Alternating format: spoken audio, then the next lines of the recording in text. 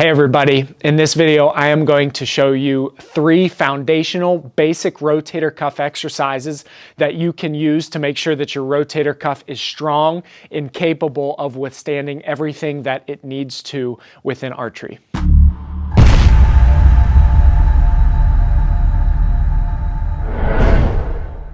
The first exercise is a side-lying external rotation using a light weight. This is a great exercise to strengthen and build the integrity of the external rotators on the back of the shoulder. We're looking at the infraspinatus and the teres minor. I like this exercise a lot. And I favor it over a popular exercise where the individual uses a band at their side, and I'm going to show you why as we set up into this. So what you're going to need to do is lay on your side, either on the floor or a bench is fine.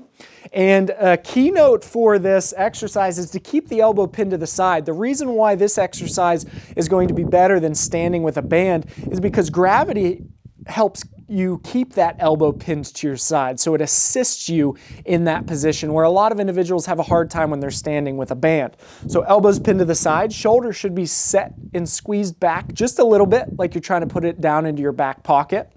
And then from here, you're very simply going to perform a smooth rotation, working through this range of motion and keeping your elbow pinned to your side with the shoulder set back, which gravity also helps you do in this position.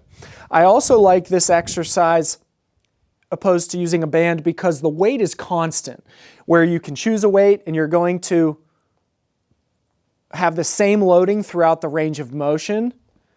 Opposed to the band, will stretch more, stretch less, changing the loading and often not building strength in that full range of motion to the max capacity that we want to see. You would repeat on the other side where you pin the elbow, squeeze the shoulder back. And I normally like to stop a little bit before vertical, and then you can lower down to a point where you feel your elbow's going to want to start to lift and smoothly perform your repetitions. Slower is better. The first exercise was focused on those external rotators. This second exercise is going to be focused on the third out of 4 total muscles in the rotator cuff. And this is going to hit a muscle called the subscapularis, which is part of the rotator cuff.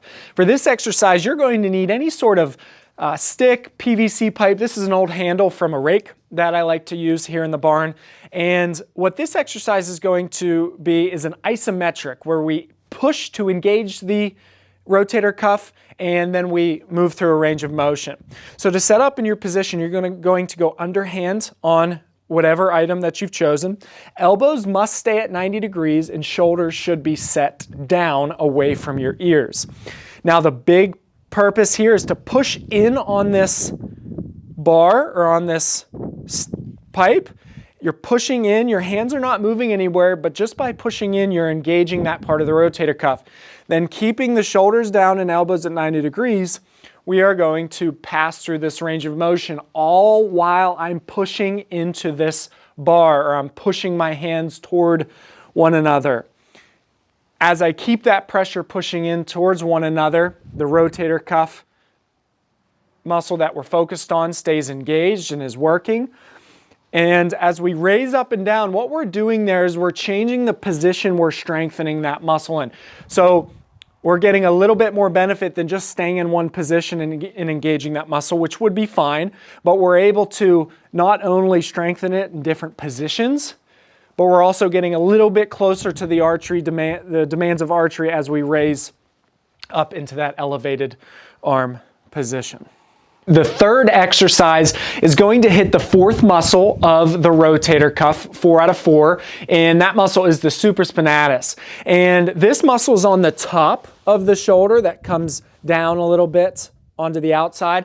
And from my experience, this is the most commonly injured part of the rotator cuff and the part of the rotator cuff that most often breaks down and leads to pain. So this is a really important one, and this is a basic place to start for strengthening it. What you're going to need is something approximately shoulder height that you can push up into. You can use a wall, but your hand will often slide. So you can get creative with this, and you may need to. I have just a barbell and a rack here that I'm going to be able to push up into.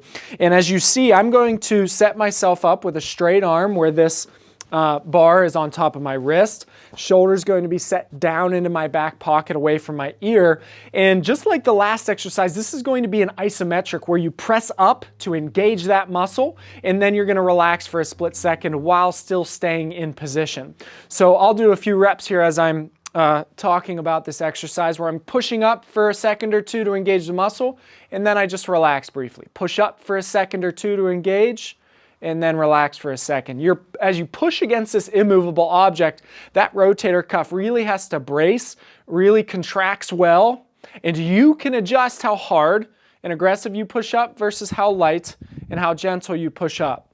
But as long as you stay in this position, the simplicity of this exercise is a really nice way to get this muscle working. It's convenient where you really don't need any equipment as long as you can set up in this position, push up for a few seconds, and then relax and repeat. Now that you've seen the exercises for the rotator cuff, I want to give you a brief description of what the rotator cuff is and what the rotator cuff does within archery so that you can have a better understanding when you apply these exercises or when you go and think about the mechanics of your shot. The rotator cuff is a group of 4 small muscles that are also tendon-like as well. They anchor to the shoulder blade that sits on the upper back on both sides, and think about them almost as like finger-like muscles that branch off of this shoulder blade, and they wrap around the ball of the upper arm bone.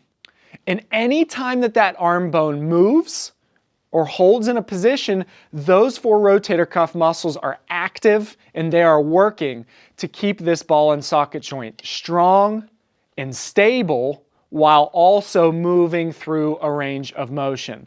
I like to describe them as the nuts and bolts of the shoulder that hold things and allow things to function in that ball and socket on the deepest, most internal level. Now, when we think about archery, this rotator cuff is a huge role player in the shoulder joint on both the bow arm and on the draw arm.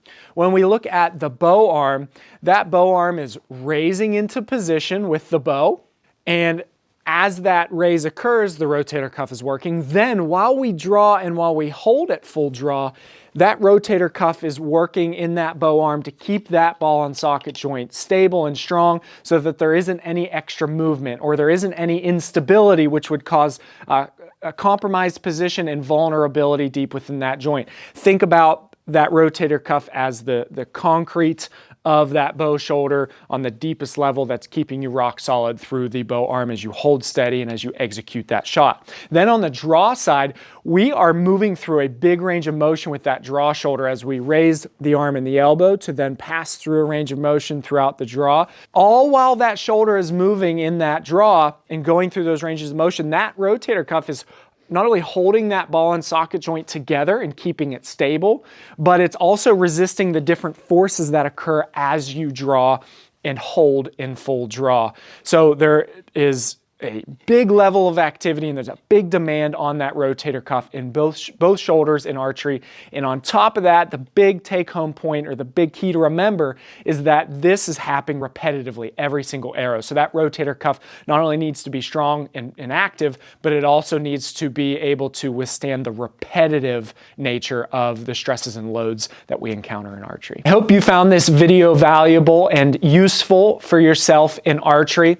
I want to make it known that these exercises are just the basics. They're the absolute foundation.